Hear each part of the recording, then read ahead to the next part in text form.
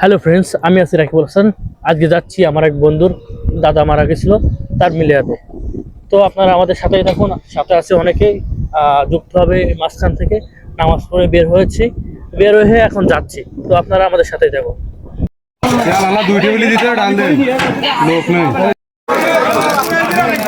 দুই বন্ধু একসাথে বসে আছি, খাবার আসার অপেক্ষায়। খাবার চলে আসলো।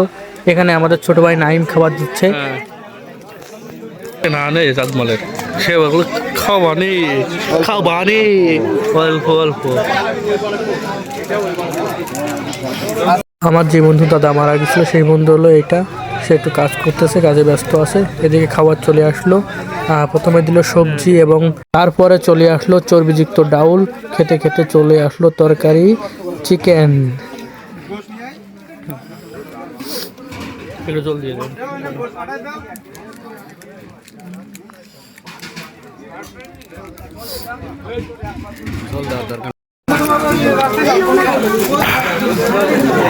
এদিকে বড় ভাই, খুব সুন্দর খালাম।